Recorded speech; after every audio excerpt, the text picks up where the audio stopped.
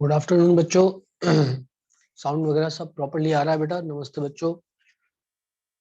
Okay बच्चों। तो आज हमको ग्रुप 17 डिस्कस करना है और आज जो है ग्रुप 17 जितना हो जाएगा क्लास में उतना हो जाएगा और बाकी का बचा हुआ मैं आज रात तक पूरा रिकॉर्ड करके आपको दे दूंगा। ठीक है बेटा? तो ग्रुप 17 खत्म हो जाएगा। ओके ठीक है। चलो let us now start with group 17। तो पहले बात करें तो फ्लोरीन, क्लोरीन, ब्रोमीन, आयोडीन और एस्टाटाइन, फिर कल बाहर आई अंटी, ये इसका शॉर्ट फॉर्म होता है।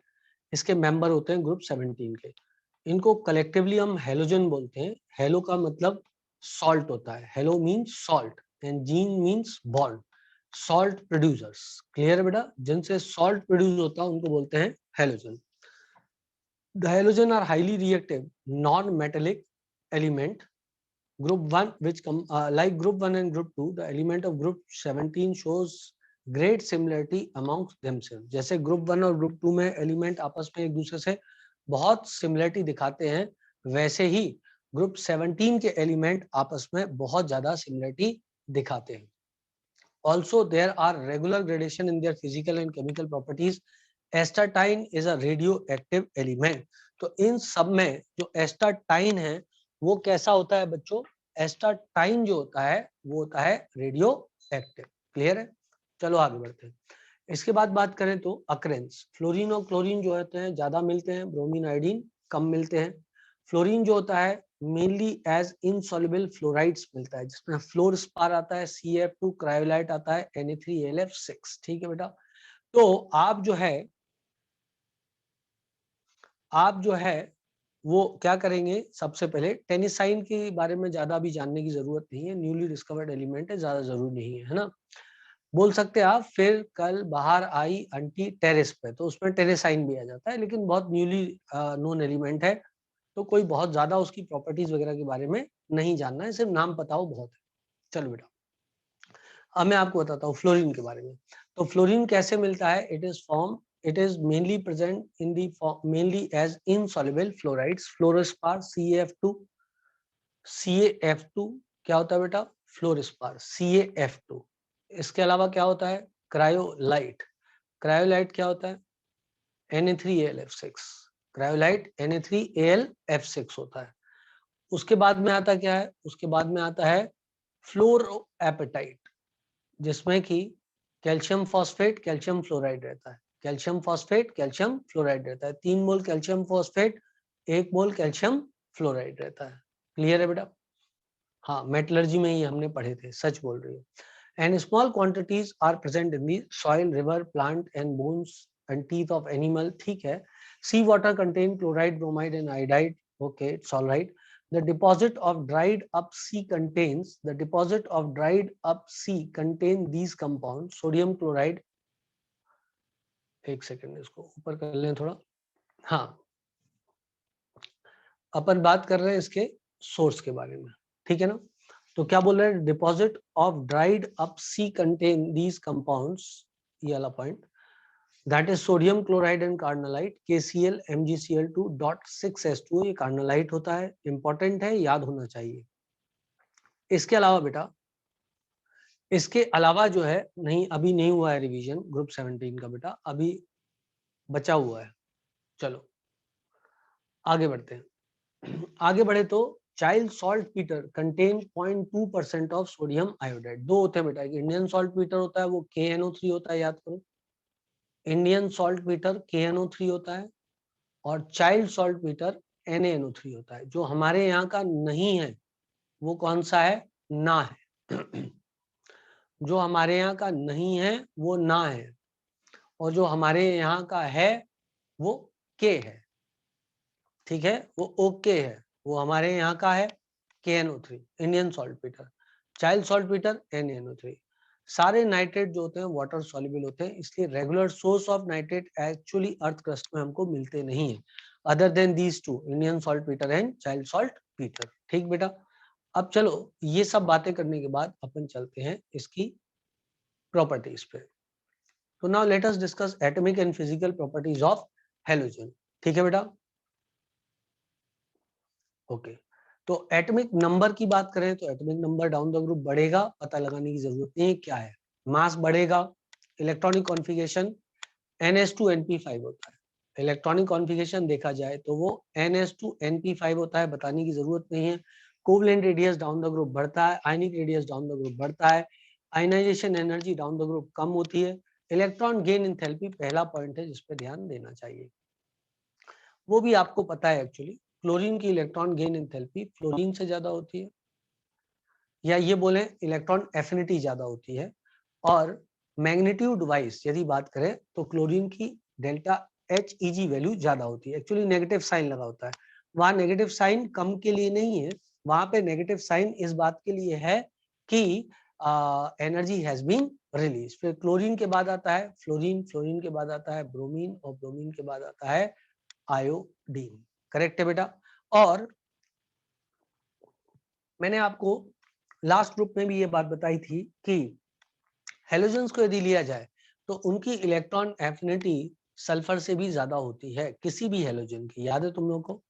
तो इसका मतलब मैंने बोला था कि हेलोजेंस की इलेक्ट्रॉन एफिनिटी सदा ज्यादा होती है as compare to 16th group.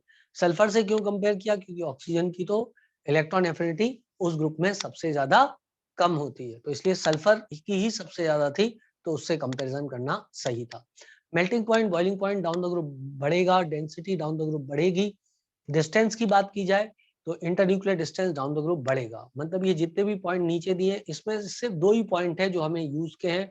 एक पॉइंट इलेक्ट्रॉन एफिनिटी वाला एग्जाम के यूज का है, और दूसरा डेल्टा H डिसोसिएशन, जिसमें ये आता है कि जो क्लोरीन की बॉन्ड डिस्ट्रीब्यूशन एनर्जी है वो ज्यादा है as compare to bromine, as compare to fluorine, as compare to iodine. ये दूसरा इंपॉर्टेंट पॉइंट है इस पेज पे। बाकी पॉइंट सब जनरल ट्रेंड है, डाउन द ग्रुप बढ़ रहा है सब कुछ, मतलब या डाउन द ग्रुप जो चीज कम होनी है वो कम हो रही है, जो चीज बढ़नी है वो बढ़ रही है। एक्सेप्शंस नहीं है कोई। एक्सेप्शंस दो ही जगह है, एक डेल्टा HEG में है और एक इलेक्ट्रॉन एफिनिटी में है। जल्दी से याद कर लो इसको। इलेक्ट्रॉन एफिनिटी में एक्सेप्शन क्या है? क्लोरीन पहले आ जाता है, फ्लोरीन सेकंड नंबर पे पहुंच जाता है। जबकि डेल्टा H डिसोसिएशन में क्या होता है? क्लोरीन की डेल्टा H डिसोसिएशन एनर्जी सबसे ज्यादा होती है, उसके बाद ब्रोमीन फ्लोरीन की आयोडीन के बराबर होती है, लेकिन थोड़ी सी उससे ज्यादा होती है, ऐसा कह सकते हो। यदि कोई बोले लगभग बराबर होती है तो भी आप बुरा मत मान जाना, ठीक है ना।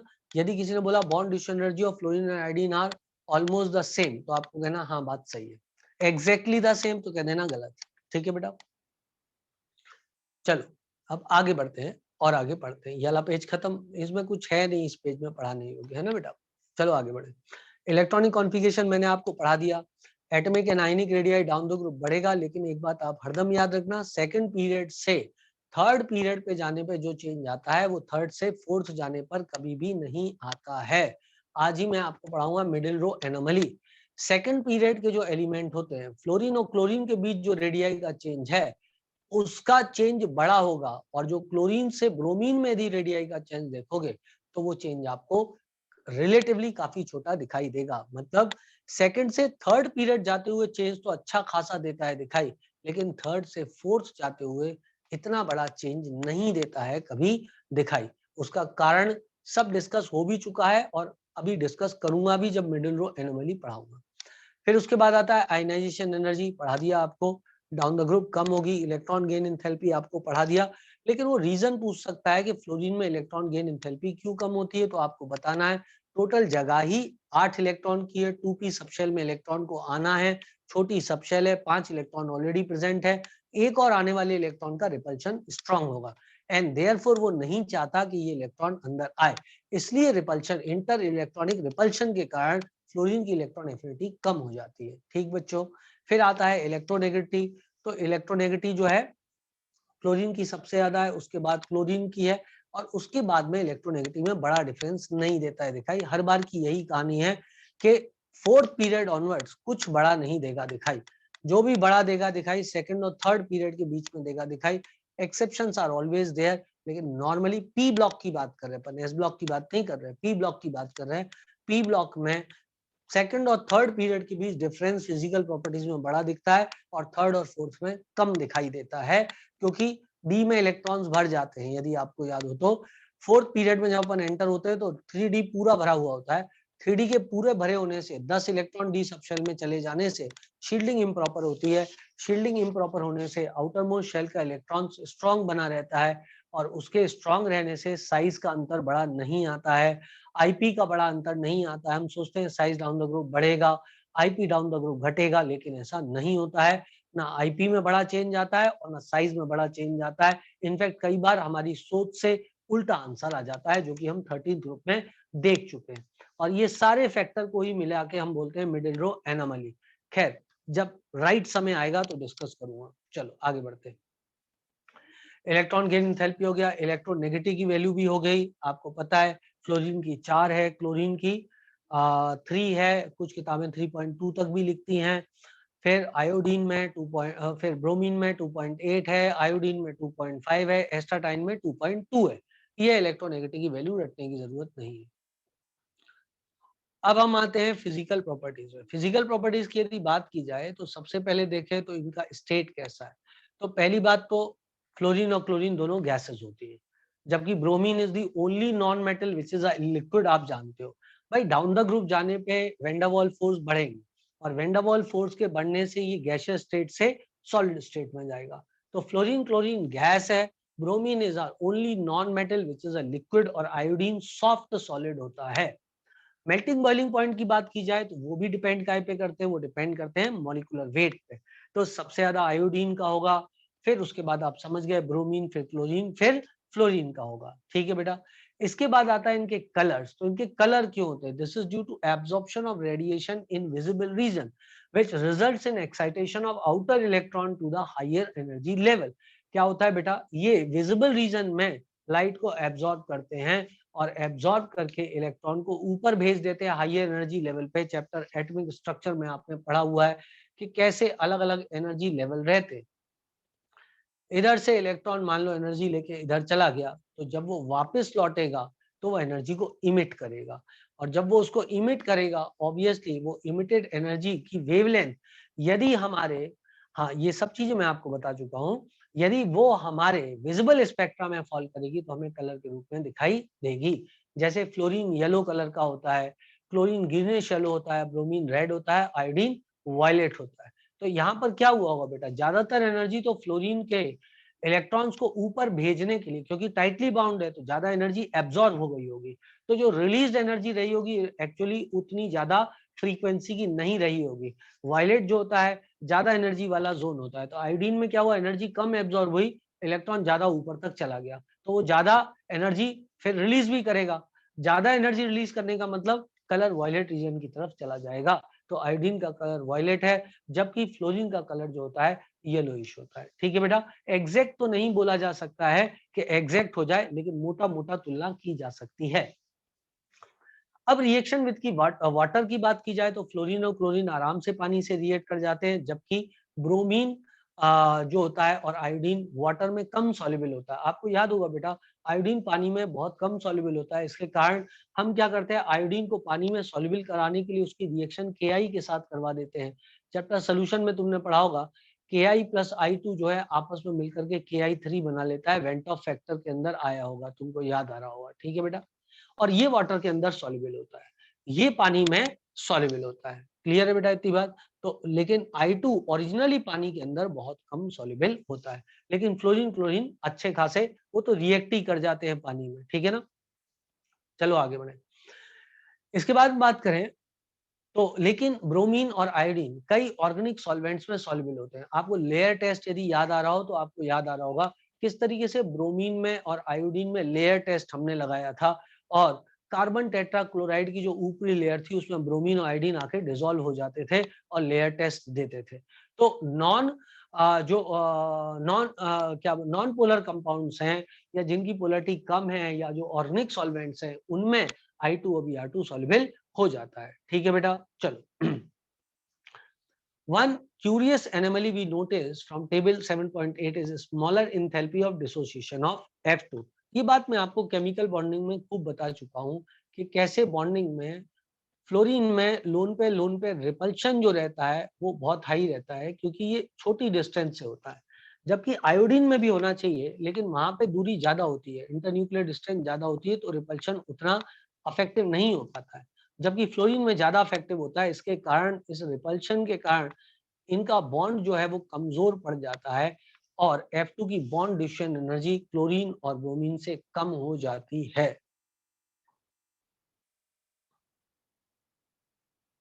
ओके बेटा, आगे बढ़ते हैं।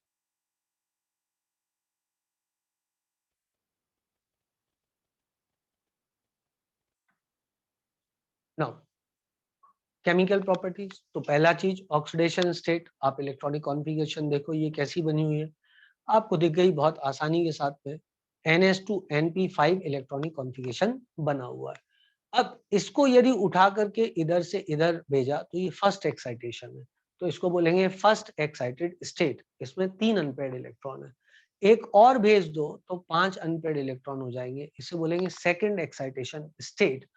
एक और भेज दो तो ऑब्वियसली आप समझ गए हो कि अब अनपेयर्ड इलेक्ट्रॉन की संख्या 7 हो जाएगी, इसको बोलेंगे थर्ड एक्साइटेड स्टेट। ठीक बेटा, इन सब में एनर्जी लगेगी, लेकिन स्ट्रॉन्ग बॉन्ड फॉर्मेशन के कारण यदि एनर्जी कंपनसेट हो पा रही है तो ये अपनी एक्साइटेड लेवल में जाएंगे और +7 तक ऑक्सीडेशन स्टेट दिखा सकते हैंगे। ठीक है बेटा, चलो आगे बढ़ते हैं।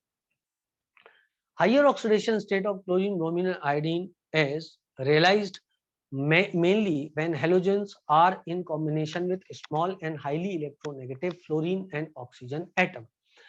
क्योंकि बेटा उन्हीं के साथ जब ये कंबाइन करेंगे, जब वो क्या करेगा, हाइयर ऑक्सीडेशन स्टेट कब मिलेगी, जब is realized mainly when halogen are in combination with small and highly electronegative fluorine and oxygen atoms in interhalogen compound, oxide and oxo acids. ठीक है ना?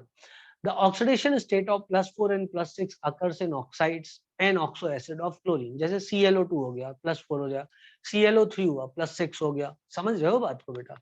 तो वहां पे +4 +6 टाइप की ऑक्सीडेशन स्टेट हमको देखने को मिल सकती है। फ्लोरीन एटम में डी ऑर्बिटल खाली नहीं होता है, वी नो दैट, तो therefore it can not expand it's octet. और ये मोस्ट इलेक्ट्रोनेगेटिव एलिमेंट होने के कारण सिर्फ और सिर्फ -1 ऑक्सीडेशन स्टेट शो करता है। यदि देखा जाए तो हेलोजन बहुत ज्यादा रिएक्टिव होते हैं, वो सिर्फ मेटल के साथ रिएक्ट नहीं करते बल्कि नॉन मेटल्स के साथ तक रिएक्ट कर जाते हैं to form the halide. The reactivity of halogen decreases down the group, obvious सी बात है ना। The ready acceptance of electron is the reason for strong oxidizing nature of halogen. आपको पता है कि वो बहुत ज्यादा इलेक्ट्रॉन लेने में विश्वास रखते हैं, उसका रीजन है उनकी बॉन्ड डिस्ट्रीब्यूशन एनर्जी कम है, तो उनकी तैयारी जल्दी हो जाती है इलेक्ट्रॉन लेने के लिए, क्योंकि इलेक्ट्रॉन लेने के लिए तैयारी है कि आप पुराने बॉन्ड तोड़ो, तो पुराने बॉन्ड वो बहुत आसानी से तोड़ देते हैं, तो इसलिए उनकी इलेक्ट्रॉन लेने की तैयारी जल्दी हो जाती है। ऊपर से जब वो इलेक्ट्रॉन लेते हैं तो बहुत सारी एनर्जी रिलीज करते हैं, तो दैट इज उनकी इलेक्ट्रॉन एफिनिटी भी बहुत हाई होती है। इसके कारण जो है, पहली बात तो वो सिंगल बहुत जल्दी हो जाते हैं, और दूसरी बात जब वो सामने वाले के साथ बॉन्ड बनाते हैं तो बहुत सारी खुशियां लुटाते हैं। ऑब्वियस सी बात है, ऐसा व्यक्ति ऑक्सीडेशन ज्यादा करवाएगा। फ्लोरीन स्ट्रॉन्गेस्ट ऑक्सीडाइजिंग एजेंट होता है हेलोजेंस में। यदि कोई पूछे हेलोजन में फ्लोरीन क्यों स्ट्रॉन्गेस्ट ऑक्सीडाइजिंग एजेंट है, तो बोलना due to its high hydration energy. लेकिन यदि कोई बोले इन जनरल फ्लोरीन क्यों इतना ज्यादा ऑक्सीडाइजिंग नेचर रखता है, तो कहना low bond dissociation energy, high electron affinity and high hydration energy, all are correct reason. लेकिन जब किसी एक की तुलना में अपन ये काम करेंगे तो फिर हमको प्रॉपर रीजन बताना पड़ेगा। अब इतनी बात क्लियर है बेटा? तो चूंकि फ्लोरीन में सबसे ज्यादा इलेक्ट्रॉन लेने की पावर होती है, तो आप फ्लोरीन को किसी भी हैलाइड के साथ रिएक्ट करा दो, वो बना देगा फ्लोराइड, और इलेक्ट्रॉन उस हैलाइड से फ्लोरीन खींच लेगा और उस हैलाइड को हेलोजन में कन्वर्ट कर देगा। ठीक। The decreasing oxidizing ability of halogen in aqueous solution down the group is evident from their standard electrode potential. Obviously, इनके standard electrode potential की वैल्यू यदि देखी जाए तो सबसे ज्यादा नेगेटिव वैल्यू जो आती है क्या बोलेंगे एसओपी के लिए, मतलब स्टैंडर्ड ऑक्सीडेशन पोटेंशियल की वैल्यू जो होगी सबसे ज्यादा नेगेटिव होगी। नहीं, स्टैंडर्ड रिडक्शन पोटेंशियल की वैल्यू सबसे ज्यादा पॉजिटिव होगी, दूसरा भी बोल सकते थे, लेकिन ये कहना ज्यादा अच्छा, ज्यादा जल्दी फील आ जाती है स्टैंडर्ड रिडक्शन पोटेंशियल की वैल्यू सबसे ज्यादा पॉजिटिव होगी हेलोजेंस की, हेलाइड्स की नहीं, हेलोजेंस की। ठीक है बेटा। Now the relative oxidising power of halogen can further be illustrated by reaction with the water. यदि फ्लोरीन की वाटर के साथ रिएक्शन की जाए बच्चों तो क्या होगा, फ्लोरीन तुरंत वाटर को ये बात कह सकता है कि वाटर वाटर ये H2O है और ये फ्लोरीन है, फ्लोरीन तुरंत इसके दोनों हाइड्रोजन निकाल के ले जाएगा और ये 2HF बना देगा और हाफ O2 वहां पर बन जाएगा, एक भी हाइड्रोजन वहां पर नहीं छोड़ेगा फ्लोरीन। तो यहाँ पर क्या हुआ, ऑक्सीजन का ऑक्सीडेशन हो गया। क्लियर है बेटा। जबकि जब अदर हेलोजेंस होते हैं जैसे कि Cl2 हुआ या Br हुआ, इनको जब पानी में मिलाया जाता है तो इनका डिस्प्रोपोर्शन हो जाता है, they form Cl negative plus ClO negative, मतलब +1 और -1 दोनों में क्लोरीन गया। सेम प्रोसेस ब्रोमीन में होता है। आयोडीन को बोलो तो वो आलसी होता है, उसे तो कैटलिस्ट की जरूरत पड़ेगी और उसमें रिएक्शन रिवर्स भी हो सकती है, मतलब आयोडाइड H+ आयन की प्रेजेंस में वापस से ऑक्सीडाइज होकर के I2 बना सकता है। क्या सब लोग को बात समझ में आ गई है यहाँ तक? यदि आ गई है तो आप हाँ बोल सकते हो और मैं आगे बढ़ूंगा। देखो बेटा, आपको एनसीईआरटी पढ़ना कैसे है यदि मैं आपको बताऊं तो, जो मैं आपको पढ़ाता हूं आप इसको पेज टू पेज मेरे को सुना करो, पूरा पूरा मत सुना करो, नहीं तो आप रिलेट नहीं कर पाओगे। आप क्या किया करो, आपको ये पता है मैं ये वाला पेज पढ़ा रहा हूँ, आप सबके पास ईश्वर की दया से एनसीईआरटी भी है, तो आपको क्या करना चाहिए, मैंने जो पढ़ाया वो पेज आपने सुन लिया और एनसीईआरटी पढ़ लिया, या मैंने जो पैराग्राफ पढ़ाया वो आपने सुन लिया और साइड में रखी एनसीईआरटी से उसको पढ़ लिया, तो आपकी एनसीईआरटी बहुत अच्छे से हो जाएगी और जल्दी हो जाएगी। ठीक है, पहले जो मैंने पढ़ाया वो आपने सुना और उसके बाद में, पहले जो मैंने पढ़ाया वो आपने सुना और उसके बाद में आपको क्या करना है, उसके बाद में आपको एनसीईआरटी पढ़ लेनी है पैराग्राफ वाइज। आयोडाइड में मैंने ये बोला बेटा आपसे कि आयोडाइड की स्ट्रॉन्ग रिड्यूसिंग पावर होती है खुद की, तो आयोडाइड जब I2 ने इलेक्ट्रॉन लिया आयोडाइड बनाया, तो आयोडाइड के रिवर्स होने के चांसेस जो है I2 में बढ़ जाते हैं, क्योंकि आयोडाइड की रिड्यूसिंग पावर ज्यादा होती है, उसकी साइज बड़ा होता है, इलेक्ट्रॉन होल्डिंग पावर कम होती है, इसलिए उसके वापस से इलेक्ट्रॉन को देने के चांसेस बढ़ जाते हैं। H+ आयन की प्रेजेंस में बेटा आयोडाइड I2 में कन्वर्ट हो जाता है। ठीक है बच्चे, जिसने पूछा था उसको बात क्लियर हो गई है? ओके बेटा, अब हम चलते हैं एनामेलस बिहेवियर ऑफ फ्लोरीन पे। अब एनामेलस बिहेवियर हम हर बार पढ़ते हैं एलिमेंट्स में, क्यों होता है, तो आपको पता है कि फ्लोरीन जो होता है उसका स्मॉल साइज होता है, इलेक्ट्रोनेगेटिविटी हाई होती है, आईपी वैल्यू हाई होती है, इलेक्ट्रोड पोटेंशियल भी उसका सबसे ज्यादा।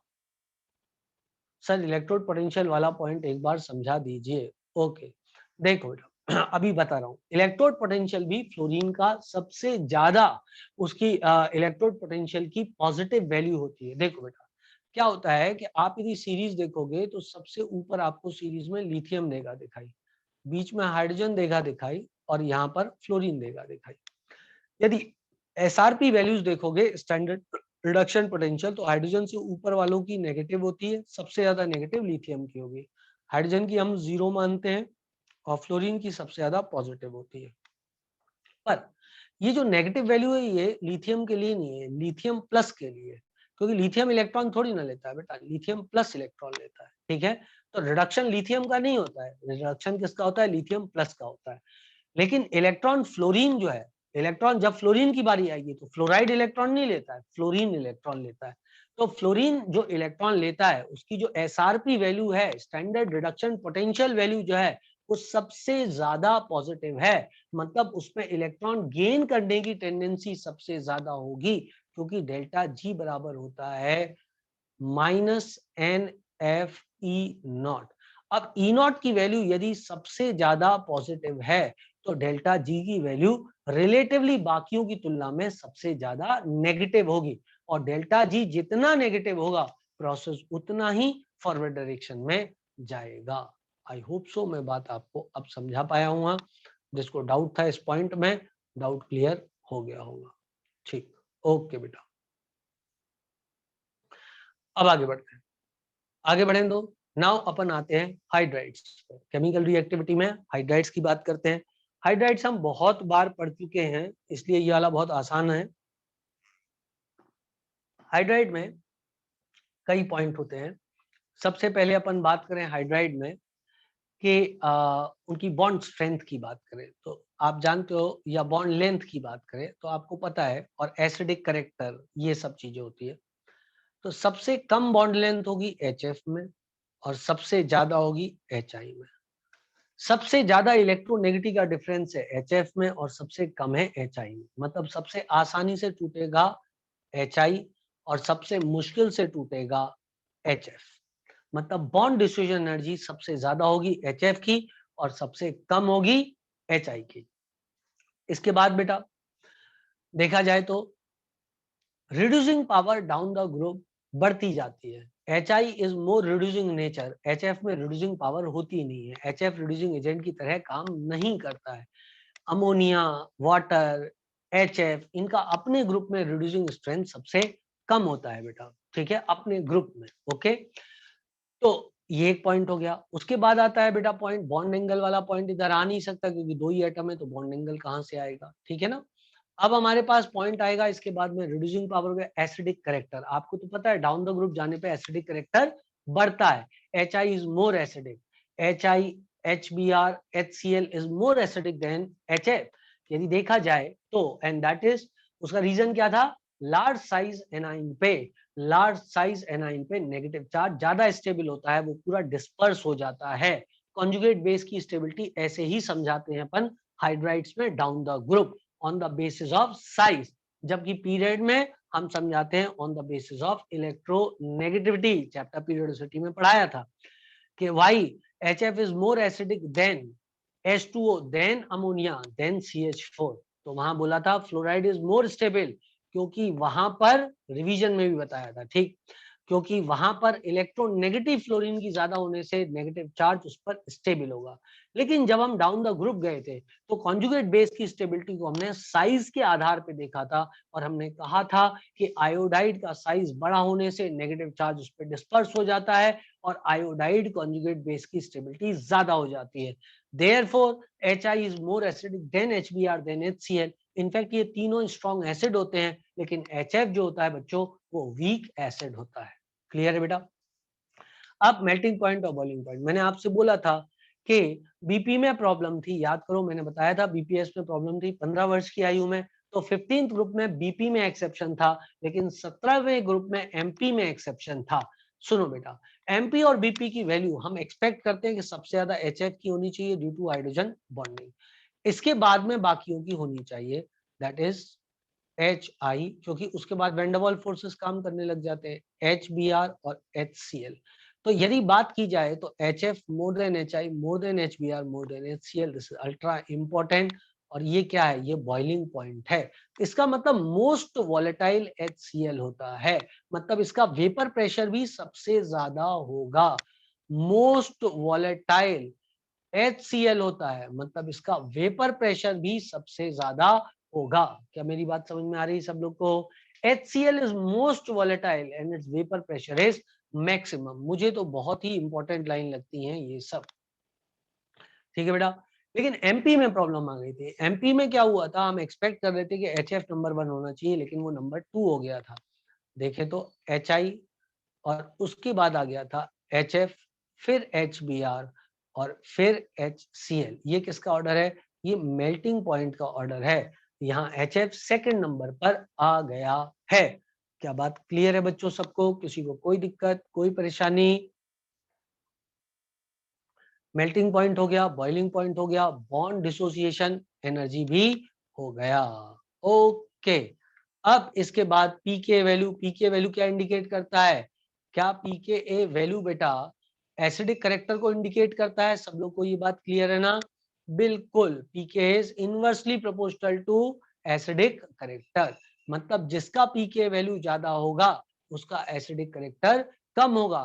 तो सबसे ज्यादा पीके वैल्यू HF के लिए होना चाहिए, दिखाई भी दे रहा है। HF की पीके वैल्यू 3.2 है, जबकि वही पीके वैल्यू जो है, ठीक है बेटा, जबकि वही पीके वैल्यू जो है वो क्या है, वो है, oh yeah, just wait for a second.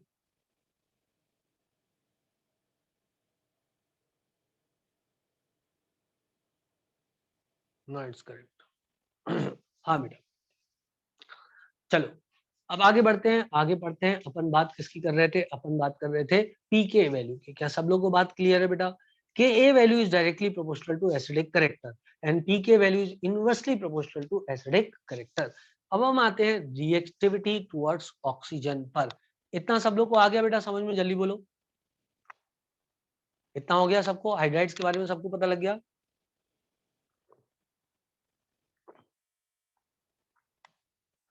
चलो बहुत बढ़िया।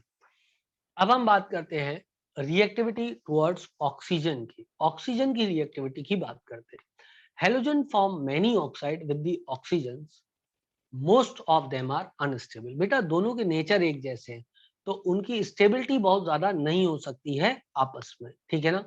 Fluorine form two oxide OF2 and O2F2. However, OF2 is thermally stable. However, only OF2 is thermally stable at room temperature at 298 Kelvin. At 298 Kelvin. कौन stable है बेटा?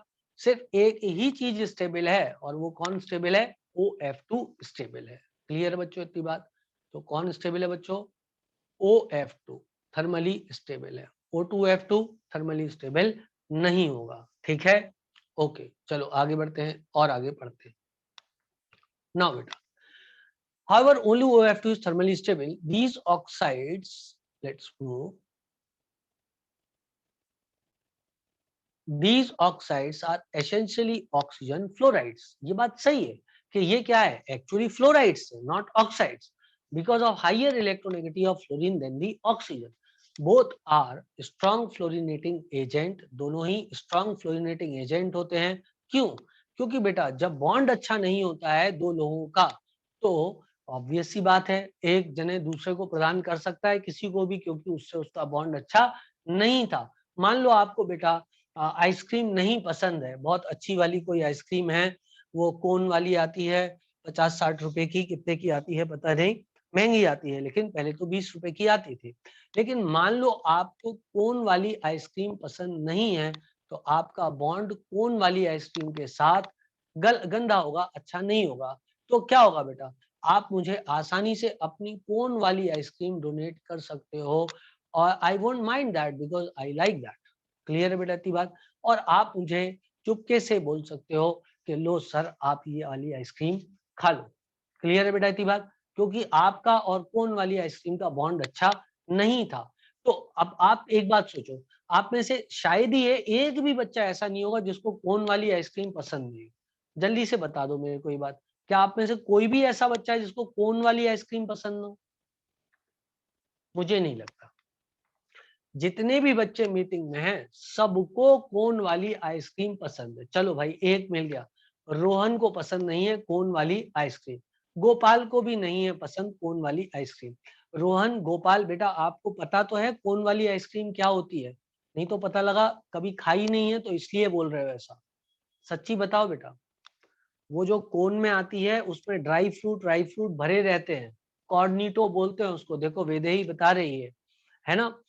जानते हैं? अच्छा ठीक है गोपाल, तो समझ गया मैं। इस क्लास में दो एक्सेप्शन हैं, नीचे चॉकलेट भी होता है। वेरी गुड, मानसी ने तो चाट चाट के पूरी आइसक्रीम खत्म करी, उसको पता है नीचे तक क्या होता है।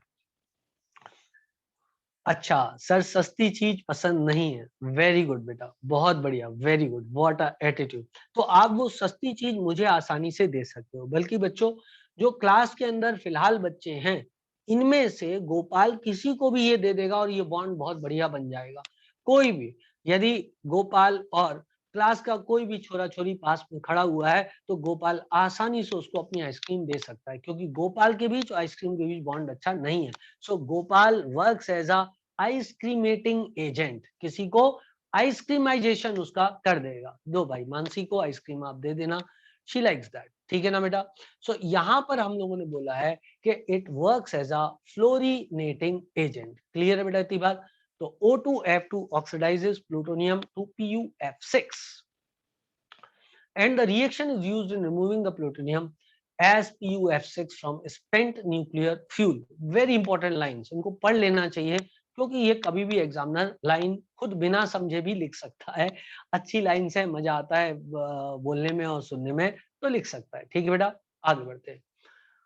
ठीक है, so O2F2 and OF2 is used as a fluorinating agent. Basically O2F2 इन्होंने बताया है फ्लोरीनेशन कराता है प्लूटोनियम का, और Pu को अपन रिमूव कर सकते हैं removing plutonium as PuF6 from spent nuclear fuel. ठीक बेटा, now chlorine, bromine and iodine form oxides in which oxidation state of these halogen ranges from +1 to +7। हमको पता है ये बात कि +1 से +7 तक ऑक्सीडेशन स्टेट रेंज हो सकती है। देखा जाए तो हमने Cl2O देखा है कभी ना कभी जीवन में, और हमने Cl2O7 से भी मिले हैं। तो Cl2O7 में क्लोरीन +7 है, जबकि Cl2O में क्लोरीन +1 है। तो ऑब्वियस सी बात है कि they can form oxidation state from +1 to +7 with the oxygen, क्योंकि ऑक्सीजन मोर इलेक्ट्रोनेगेटिव है तो ऑब्वियसली उस पर नेगेटिव चार्ज आएगा। Now a combination of kinetic and thermodynamic parameters leads to generally decreasing order of stability of oxide formed by halogens। very nice। जो oxides होते हैं उनकी स्टेबिलिटी जो होती है वो डाउन द ग्रुप घटती है। सबसे ज्यादा स्टेबिलिटी आयोडीन के ऑक्साइड की होती है, फिर क्लोरीन की होती है, और फिर ब्रोमीन की होती है। द हायर, ये बिट बहुत इंपॉर्टेंट है बेटा, this is due to middle row anomaly.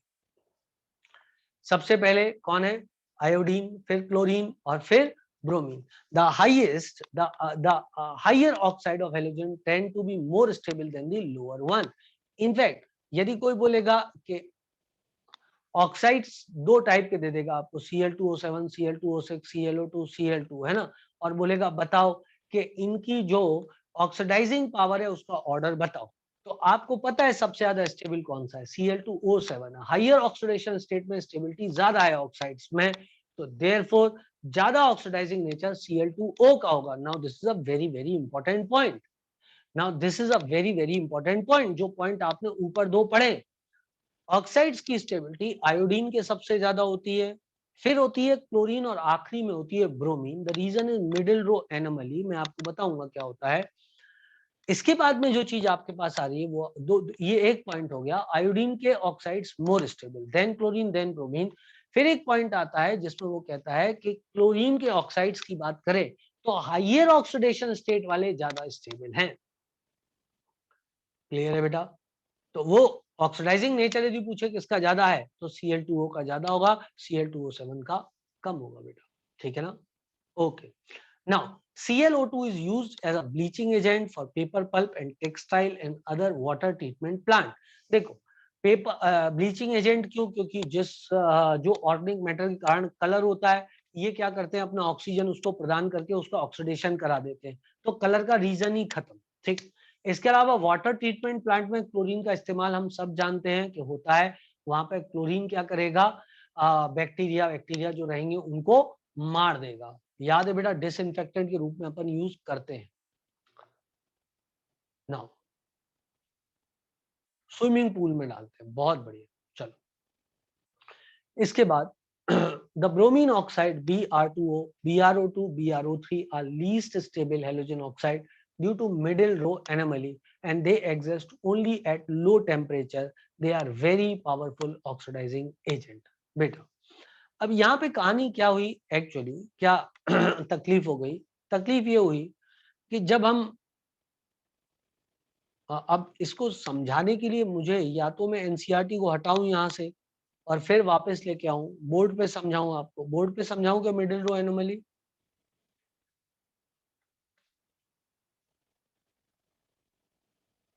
Board पे समझाऊं?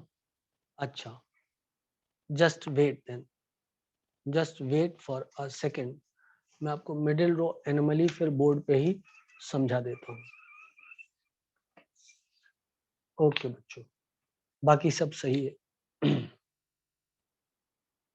नहीं, वो अच्छे से नहीं दिखता है बेटा ना, अब बोर्ड आपको प्रॉपर्ली दिखाई देगा। ठीक है ना? तो मैं आपको मिडिल रो एनोमली जो है वो समझाता हूं क्या होती है।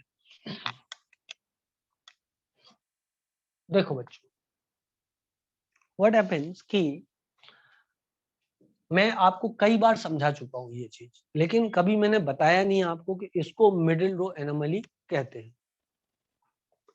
बेसिकली क्या है कि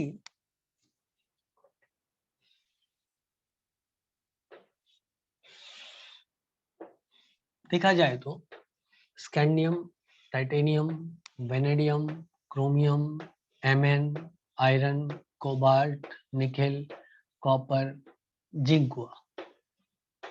zinc, scandium,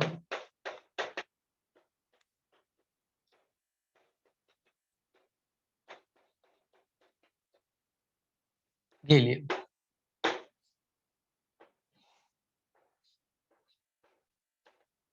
aluminium, boron. Second period will continue.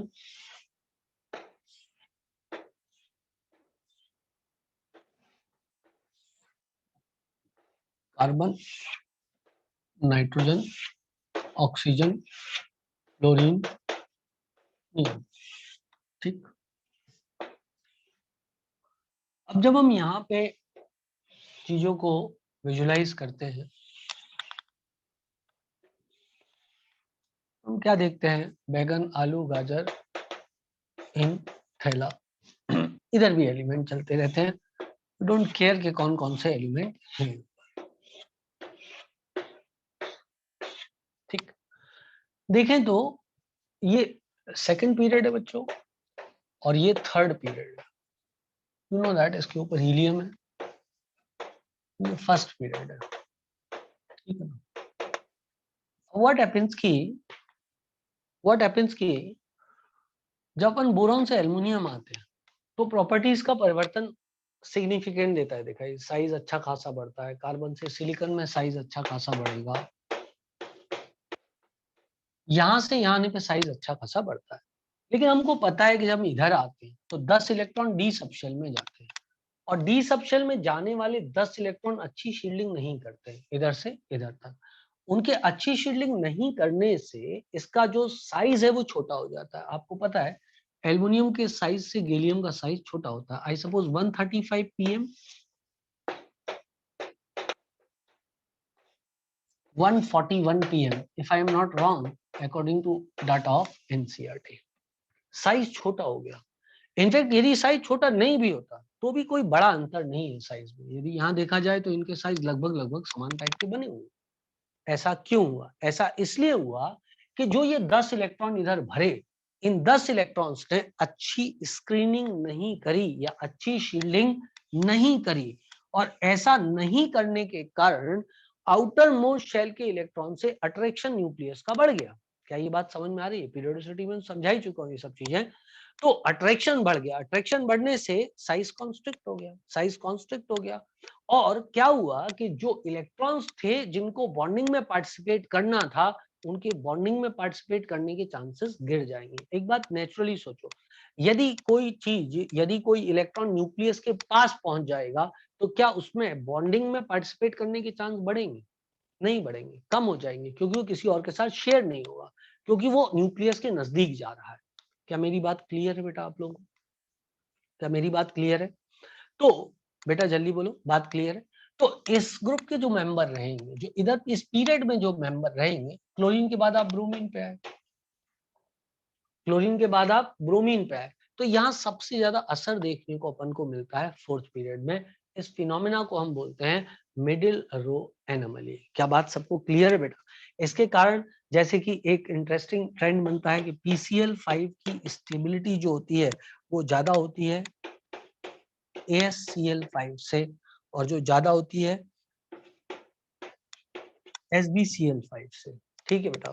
तो ये क्या हुआ, स्टेबिलिटी का ऑर्डर मैंने आपको लिख दिया है। क्या कुछ गलती हो गई मेरे से? देखा, नाना पाटेकर, ऐश्वर्या, सब बिंदास।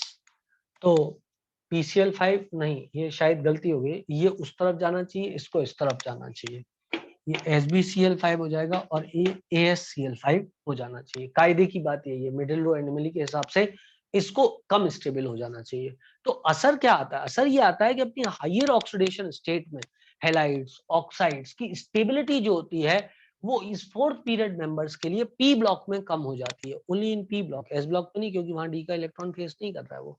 लेकिन पी ब्लॉक में इधर हायर हैलाइड्स ऑक्साइड्स की स्टेबिलिटी कॉम्प्रोमाइज हो जाती है। क्या मेरी बात मैं आपको समझा पाया या नहीं समझा पाया, जल्दी से मुझे कंफर्म कर दो।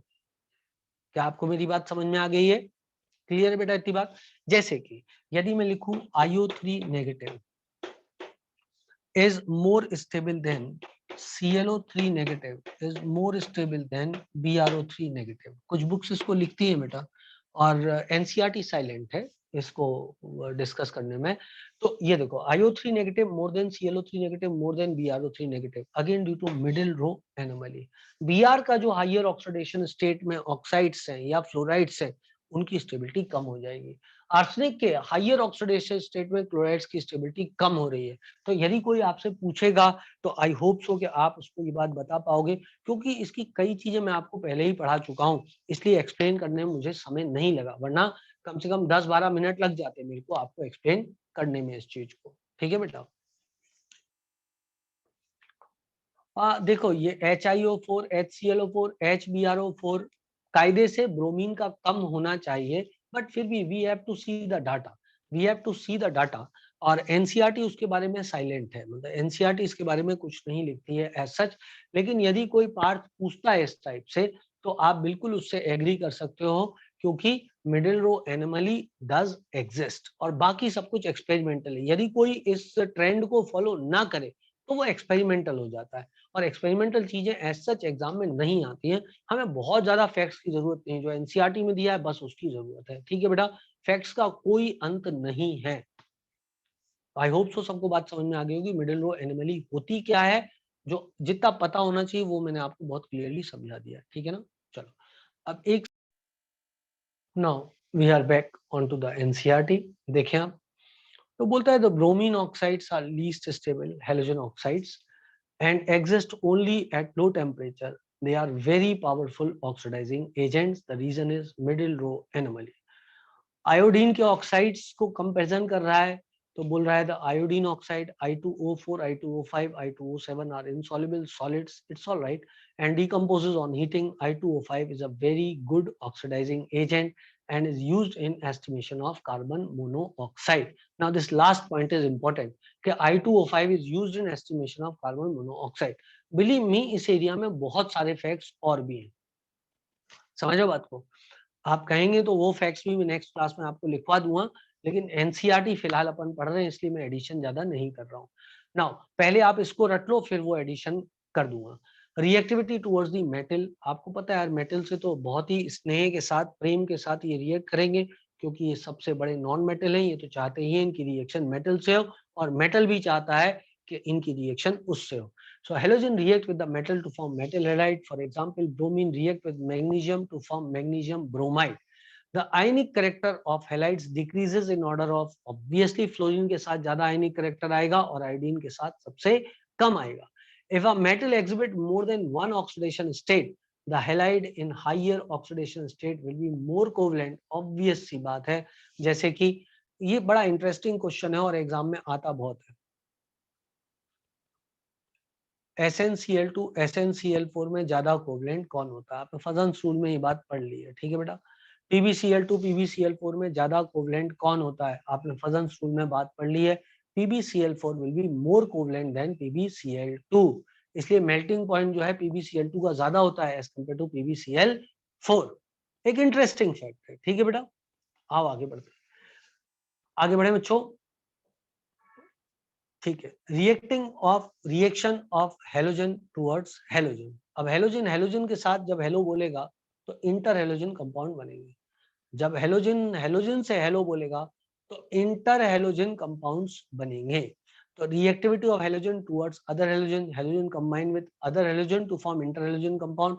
इसमें यदि मैं एक एग्जांपल ले लूं, मान लो मैंने एग्जांपल ले लिया IF7, तो जो पहला वाला होता है वो लेस इलेक्ट्रोनेगेटिव होता है, उसके ऊपर पॉजिटिव चार्ज होता है।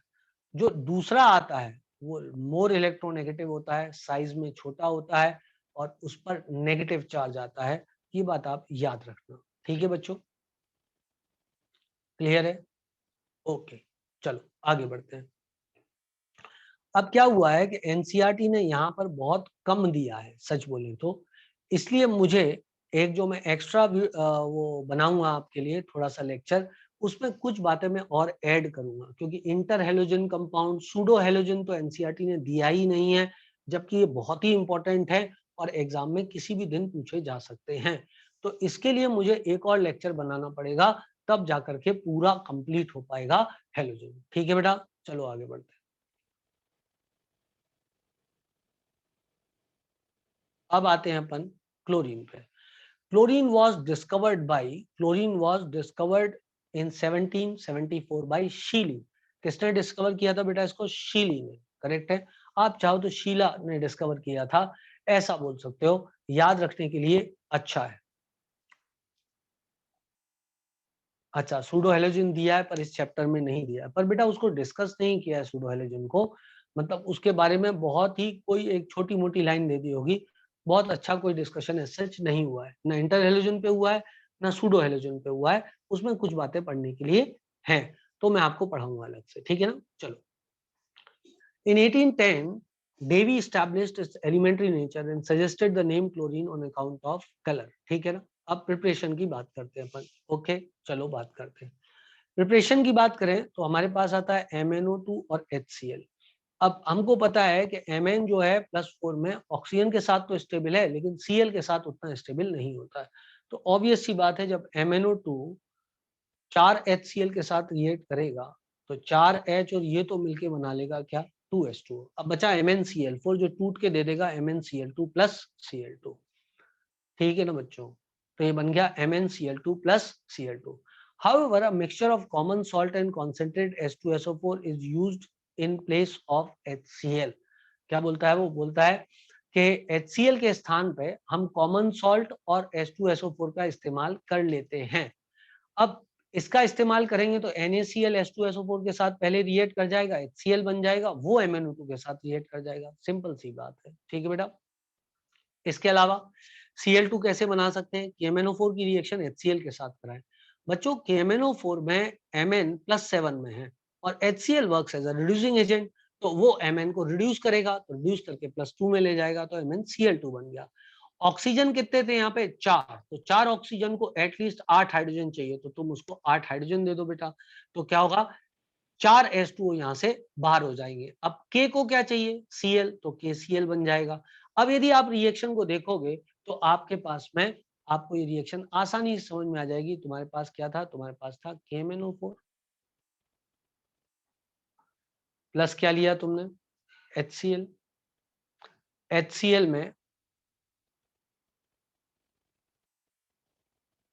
8 मोल HCl लिया, जिसमें कि ये दोनों आपस में कट लिए, 4 H2O बन गया। MnCl के साथ निकल गया, MnCl2 बन गया और KCl बन गया और KCl बन गया। अब 3 तो क्लोरीन इधर गए, अब बचे कितने बेटा? 5, तो जो 5 बचे वो 5/2 Cl2 बना देगा। बोलो बेटा, अब तुम पूरी रिएक्शन को 2 से मल्टीप्लाई कर दोगे तो 2KMnO4 plus 16HCl gives you 2MnCl2 plus 2KCl plus 5Cl2। बात चमक गई बच्चों सबको? ठीक है बेटा।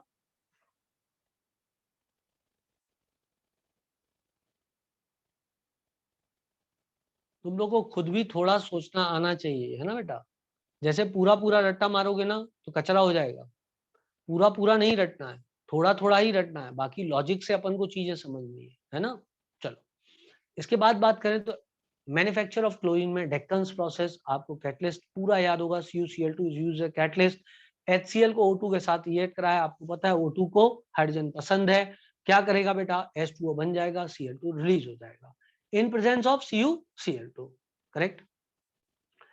इसके बाद आता है बेटा electrolytic process. Chlorine is obtained by electrolysis of brine solution, लेकिन कॉन्सेंट्रेटेड NaCl सॉल्यूशन लेना पड़ेगा, आपको पता है, वरना O2 गैस निकल जाएगी। चैप्टर इलेक्ट्रोकेमिस्ट्री में आपने पढ़ा होगा, यदि डाइल्यूट NaCl लेते हैं तो O2 गैस निकलती है, लेकिन यदि कॉन्सेंट्रेटेड NaCl लेते हैं तो फिर Cl2 गैस निकलती है। याद आया कि नहीं आया?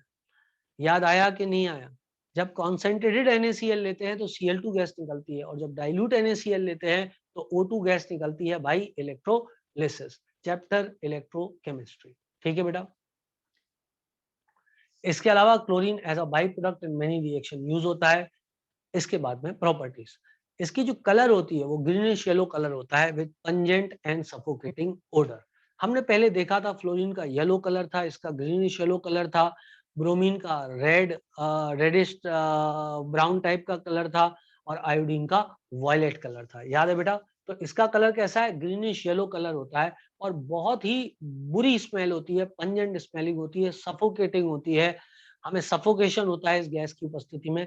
It is about 2 to 5 times heavier than the air. Obvious सी बात है, इसका मॉलिक्यूलर वेट 71 है, एयर का मॉलिक्यूलर वेट लगभग 29 के करीब होता है, तो इसलिए it is 2 to 5 times heavier than the air. It can be liquefied easily into greenish yellow liquid. क्यों नहीं बेटा? जब इसका मॉलिक्यूलर वेट ज्यादा है तो इसका लिक्विफिकेशन भी आसान होगा। Which boils at 239 kelvin. It is soluble in water, पानी में अच्छी खासी घुल जाती है, पानी में रिएक्ट करती है, थोड़ी देर पहले हमने पढ़ा था। HCl और HOCl बना लेती है। क्या सबको याद है बच्चों? याद है बेटा? मेटल के साथ रिएक्शन करने में तो कोई दिक्कत ही नहीं है।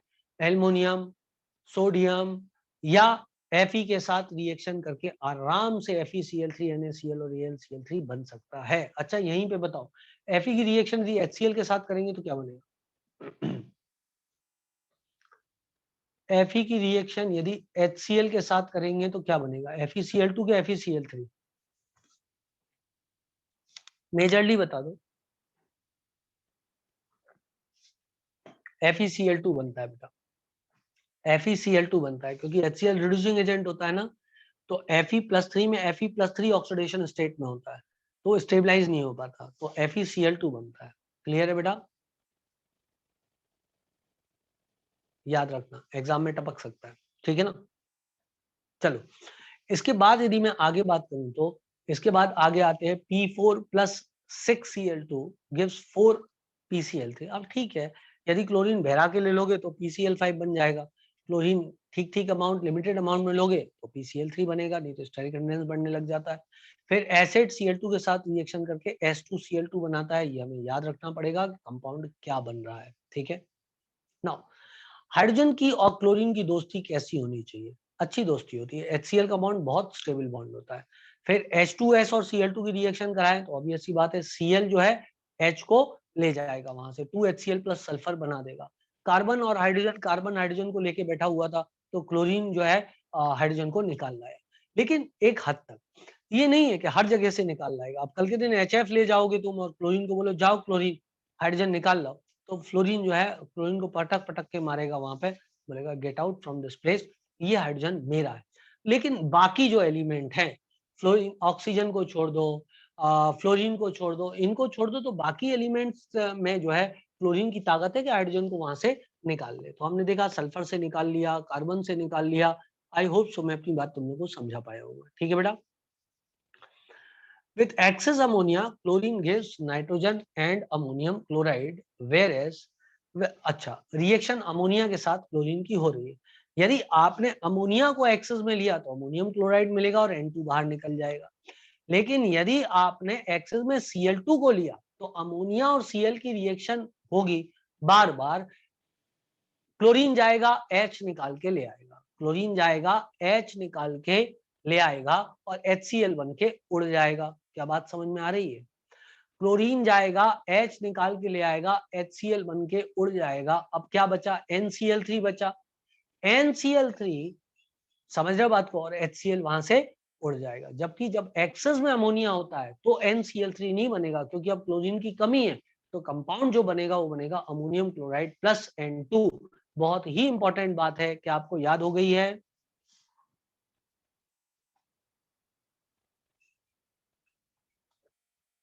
हाँ भाई, अमोनिया Cl2 के साथ रिएक्ट करके एक्सेस में यदि अमोनिया है तो क्या होगा बच्चों? यदि अमोनिया एक्सेस में है तो क्या होगा बच्चों? ऑब्वियस सी बात है, अमोनियम क्लोराइड बनेगा। लेकिन यदि Cl2 एक्सेस में है तो क्या बनेगा? NCl3 बनेगा। ठीक है ना बेटा? याद रखना है इस बात को अपन को। चलो आगे बढ़े। अब ये बात मैंने आपको कितनी बात बताई है कि कोल्ड डाइल्यूट के साथ NaOH के साथ NaCl NaClO बनेगा और हॉट कॉन्सेंट्रेट साथ NaCl NaClO3 बनेगा। याद करो बेटा, मैंने बोला था Cl2, Br2, I2, phosphorus, sulfur all undergo disproportion reaction with basic medium। कितनी बार बोल चुका हूं, 50 बार मैं आपसे ये बात बोल चुका हूं। ठीक है बेटा,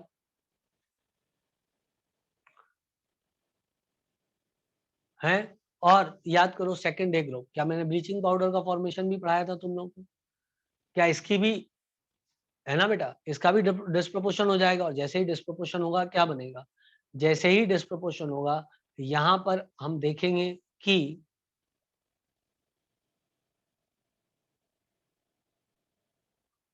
जैसे ही डिस्प्रोपोर्शन होगा हम यहाँ पर देखेंगे Cl नेगेटिव और OCl नेगेटिव बन जाएगा। अब Cl नेगेटिव यदि कैल्शियम के साथ रिएक्ट करेगा बेटा तो CaCl2 बन जाएगा, और OCl नेगेटिव के साथ रिएक्ट करेगा तो एक तरफ बन जाएगा CaCl2 और दूसरी तरफ बन जाएगा CaOCl होल ट्वाइस। ठीक है बेटा, और ब्लीचिंग इसका इंपेरिकल फॉर्मूला निकाल लो तो क्या हो जाएगा, ये पहले हो जाएगा Ca2Cl4 या फिर Ca2O2 Cl4, कंबाइन कर दो इसको। इसका इंपेरिकल फॉर्मूला देखोगे तो क्या होगा, CaOCl2। ये होता है ब्लीचिंग पाउडर का फॉर्मूला। यदि कोई पूछेगा ब्लीचिंग पाउडर में मेन एजेंट कौन सा होता है जो ब्लीचिंग करवाता है, तो आपको तो पता है सब लोगों को, ये वाला है CaOCl होल ट्वाइस, ना कि ये वाला। जो ब्लीचिंग करवाता है वो ये है। ब्लीचिंग पाउडर का इंपेरिकल फॉर्मूला ये नीचे है। ब्लीचिंग पाउडर का इंपेरिकल फॉर्मूला जो है वो ये वाला है, पर ब्लीचिंग ये करवाता है। याद है बेटा? और इसका जो डिटेल फॉर्मूला है जो एनसीईआरटी में दिया हुआ है वो है CaCl2.CaOH होल ट्वाइस, नहीं sorry CaCl2.CaOCl whole twice .H2O। ठीक है बेटा, तो with dry slake lime it gives bleaching powder, it gives bleaching powder. Clear? Done done.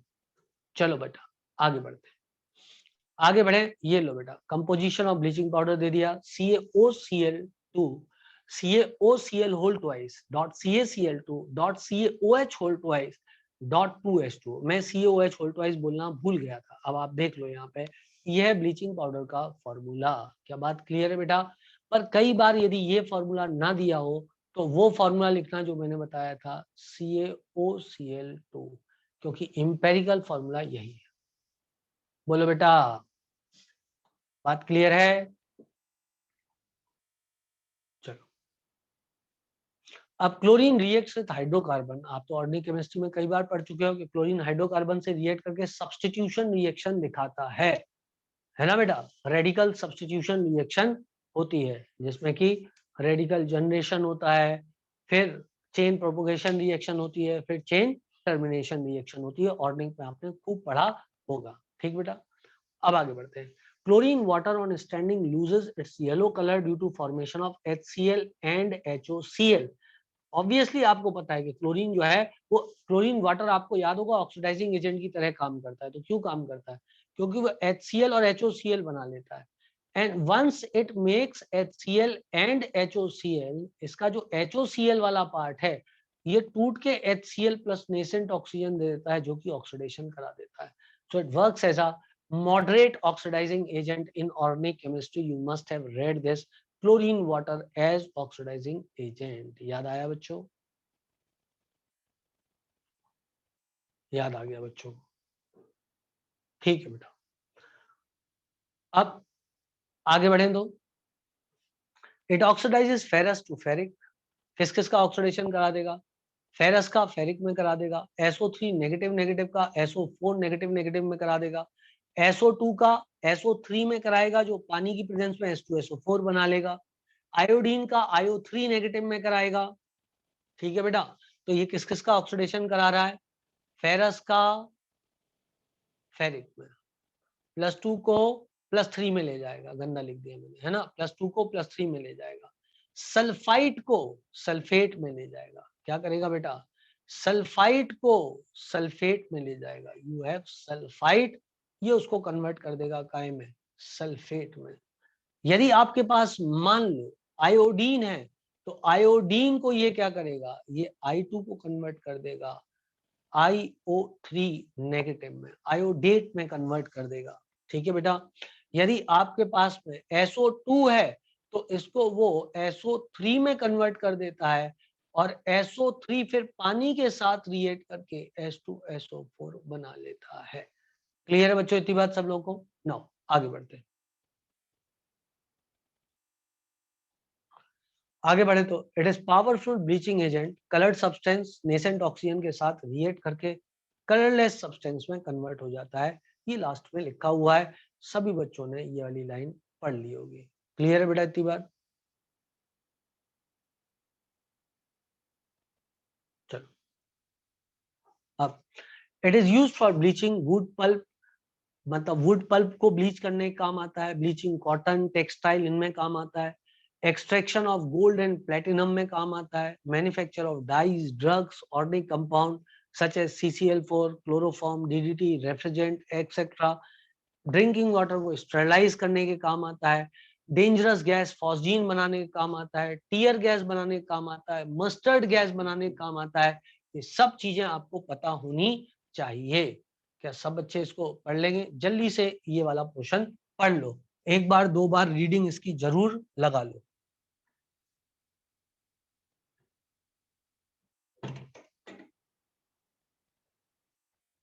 हो गया बच्चों?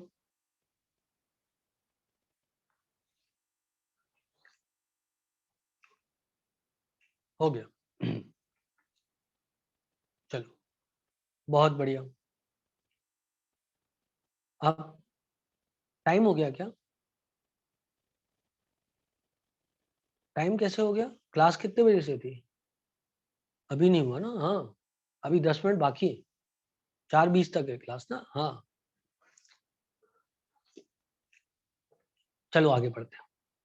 वो क्या है, जब मैं एनसीईआरटी पढ़ाता हूँ बेटा जल्दी जल्दी होती है, तो आपको ये लगता है कि बहुत ज्यादा समय हो रहा है। चलो आगे बढ़ते हैं।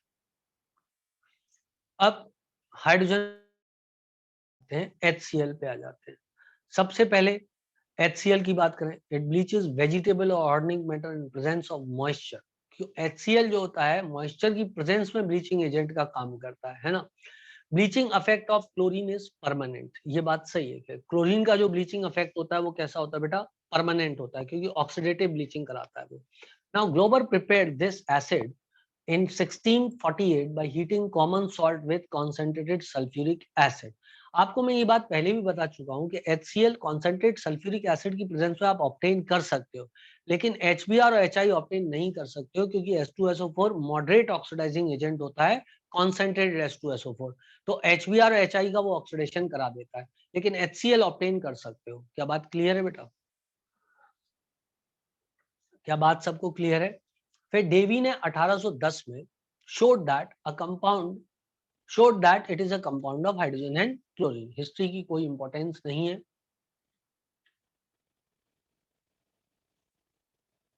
ओके बेटा चलो आगे बढ़ते हैं। Preparation in laboratory it is prepared by heating sodium chloride with concentrated sulphuric acid. ठीक है बेटा, लेबोरेटरी में यदि देखा जाए तो लैब में it is prepared by heating sodium chloride with concentrated sulphuric acid. NaCl H2SO4 के साथ रिएक्ट किया बेटा 420 केल्विन पे, और क्या बनाया? NaHSO4 प्लस HCl, है ना बेटा। और फिर सेकंड स्टेप में NaHSO4 NaCl के साथ फिर रिएक्ट कर गया, Na2SO4 बन गया प्लस HCl बन गया। इसमें कोई दिक्कत तो नहीं बेटा, NaCl H2SO4 की रिएक्शन तो कोई भी जानता है।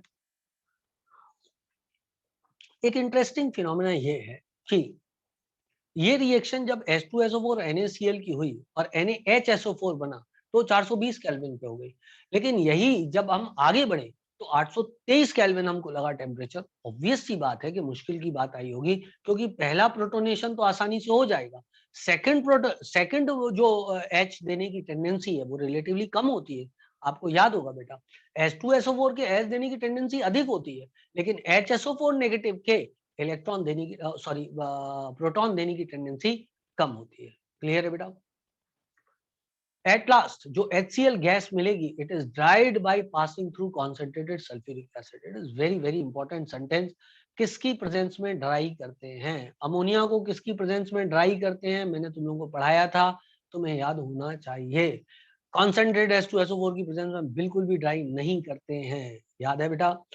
तो अपन को ये सब बातें पता होनी चाहिए जो आपको पढ़ाई जा चुकी हैं।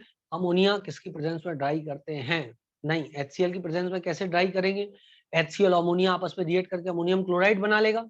समझ रहे हो बात को बेटा? नहीं, NaNO2 कैसे ड्राई कर देंगे? NaNO2 में कौन सी ऐसी बात है जो पानी को खींच ले अपनी तरफ? Na+ पानी को थोड़ी ना खींचेगा, Na+ पानी को थोड़ी ना अपनी ओर खींच लेगा बेटा। अब आपका काम है, आप जाओ जाकर के देखो किसकी प्रेजेंस में ड्राई किया था। मैंने लिखाया आपको, एनसीईआरटी में भी दिया। अब आपका होमवर्क है ये, अमोनिया किसकी प्रेजेंस में ड्राई की जाती है? नहीं हर्षित, अब इसको पढ़ के आना। चलो आगे बढ़ते हैं। It is a colourless and pungent smelling gas. कौन? HCl. It is easily liquefied to a colorless liquid and freezes to a white crystalline solid. ठीक है बेटा, ऑब्वियस सी बात है कि ये जो है इसके अट्रैक्टिव फोर्सेस आपस में अच्छे हैं ना बेटा। तो एक तो कलरलेस होती है, पंजेंट होती है और इजीली लिक्विफाइबल है, क्योंकि HCl को खूब अट्रैक्ट करेगा, डाइपोल डाइपोल इंटरेक्शन स्ट्रांग होगा तो आसानी से लिक्विड फॉर्म में आ जाएगी। फ्रीज भी हो जाएगी क्योंकि अट्रैक्टिव फोर्सेस ज्यादा है। It is strongly soluble in water and ionizes as follows.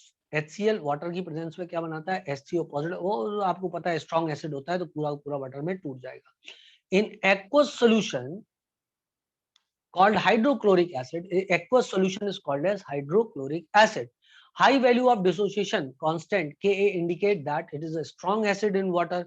बहुत स्ट्रॉन्ग एसिड होता है पानी में, अमोनिया के साथ तो और बहरा के रिएक्ट करेगा और white fumes of ammonium chloride release कर देगा।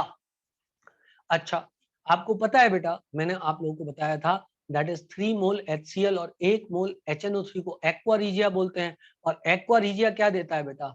No Cl plus 2 Cl plus H2O। याद आया? NOCl plus 2 Cl plus H2O। और वो फिर AuO प्लेटिनम के साथ में रिएक्ट करता है। आपको पता है AuO प्लेटिनम नॉर्मली किसी एसिड के साथ रिएक्ट नहीं करते हैं, but they do react with the aqua regia. हाँ, चलो बच्चों आगे बढ़ते हैं।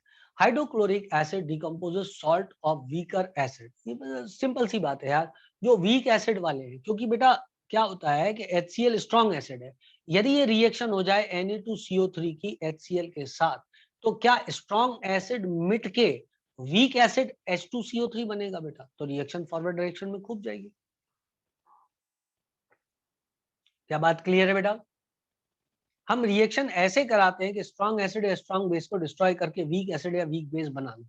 क्या आप एग्री करते हो इस बात से? इस स्टेज पे आपकी तैयारी की आपको ये बात 100% पता होनी चाहिए। बोलो बेटा।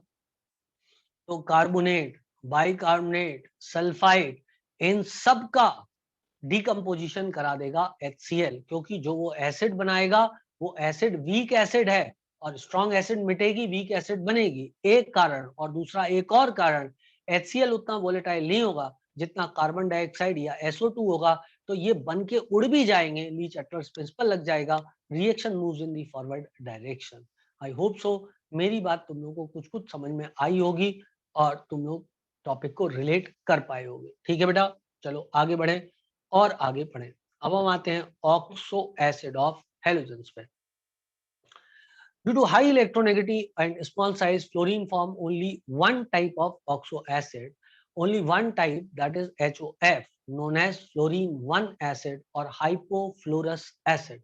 The other halogen may form several type of oxo acid, क्योंकि वहां d orbital empty है, तो वो एक्सीड कर सकता है अपनी ऑक्सीडेशन स्टेट में और वो अदर टाइप के हेलोजन बना सकता है। Most of them cannot be isolated in pure state, क्योंकि स्टेबिलिटी कचरा होगी। They are stable only in aqueous solution or in form of their salt. यदि किसी चीज को ऑब्टेन नहीं कर पा रहा है मतलब उसकी स्टेबिलिटी कम है। ठीक है बेटा? तो oxo acid of hydrogen are given in table 7.10 and their structures are given in 7.8. आओ ये आ गया बेटा। ठीक है, तो यदि देखा जाए तो वन टाइप का जो है हेलिक 1 एसिड, इन सबको हेलिक एसिड बोला गया है। Halic 1 acid, halic 3 acid, halic 5 and halic 7, या हाइपोहेलस, हेलस, हेलिक एंड परहेलिक। बहुत इंपॉर्टेंट नाम है ये, एग्जाम में पूछते ही पूछते हैं बेटा, ठीक है ना। सबसे ज्यादा कौन बना रहा है यदि देखा जाए तो, सबसे ज्यादा कौन बना रहा है? क्लोरीन बना रहा है, HOCl भी बना रहा है, HClO2 भी बना रहा है, HClO3 भी बना रहा है और HClO4 भी बना रहा है, वो सब टाइप के बना रहा है। ब्रोमीन और आयोडीन थर्ड टाइप के नहीं बना रहे, हेलिक 3 एसिड को नहीं बना रहा है, ब्रोमीन और आयोडीन 3 को नहीं बना रहा है, और फ्लोरीन सिर्फ 1 को बना रहा है, फ्लोरीन सिर्फ 1 को बना रहा है। क्या बात क्लियर है बच्चों सब लोगों को? स्ट्रक्चर तो इनके बनाना बहुत ही आसान है, कोई दिक्कत की बात नहीं है यदि देखा जाए तो। हाइपोक्लोरस एसिड का स्ट्रक्चर, अब आप मान लो आपके पास HOCl है, तो बेटा इसके बाद 2 लोन पेयर होंगे, ऑक्सीजन के पास जो मिडिल में लगा हुआ है, तो चूंकि इसके पास में 2 लोन पेयर है तो स्ट्रक्चर क्या होगा? बेंट हो जाएगा, तो H और Cl थोड़े से नीचे की तरफ बेंट हो जाएंगे। क्या बात क्लियर है बच्चों सब लोग को? सबको बात क्लियर है? किसी को कोई दिक्कत, कोई परेशानी तो नहीं है ना बेटा? Okay done. अब आगे देखा जाए, क्लोरस एसिड HClO2 का स्ट्रक्चर, HClO3 का स्ट्रक्चर, इसके पास भी लोन पेयर है इधर क्लोरीन के पास, कितना हुआ? 3 गया ना, 2 लोन पेयर बचा, इधर भी लोन पेयर है बेटा, इधर 1 लोन पेयर बचा, इधर कोई लोन पेयर नहीं बचा हुआ है, टेट्राहेड्रल स्ट्रक्चर होगा, ठीक है ना बेटा। तो इस तरीके से इनके स्ट्रक्चर जो है बने हुए हैं, इनमें कोई रॉकेट साइंस नहीं है, केमिकल बॉन्डिंग इतना ज्यादा पढ़ाया मैंने आपको, आप इसके स्ट्रक्चर बना सकते हो, कोई दिक्कत की बात है सच नहीं है, ठीक है ना बच्चों। तो अब इंटर हेलोजन कंपाउंड और सूडो हेलोजेंस, इस पे एक अलग से मैं वीडियो बनाने वाला हूँ आपके लिए, और चैप्टर ओवर हो गया है। 18th ग्रुप जो है, अब मैं एक वीडियो और बनाऊंगा आपके लिए, एनसीईआरटी से तो मुश्किल से 15 मिनट 20 मिनट का ही बचा हुआ है। एक वीडियो और जो मैं आपके लिए बनाऊंगा वो होगा काय पे, inter halogen compound, pseudo halogen और बचा हुआ एनसीईआरटी वाला पोर्शन, तो वो पूरा हो जाएगा। 18th ग्रुप में आपको डिटेल में रिकॉर्ड करके दे चुका हूँ, इसलिए 18th ग्रुप आपके पास है। अब आपका पी ब्लॉक 12th का कंप्लीट हो चुका है, पी ब्लॉक 12th का कंप्लीट हो चुका है। अब नेक्स्ट चैप्टर डिस्कस कर लेंगे, कौन सा वाला चैप्टर आपको पढ़ना है वो चैप्टर पढ़ा देंगे। गैसियस स्टेट पढ़ना है, गैसियस स्टेट पढ़ा देंगे, कोई दिक्कत की बात नहीं है, ठीक है बेटा। चलो आज के लिए विराम लेते हैं, स्वस्थ रहें, मस्त रहें, खुश रहें, बाय बच्चों।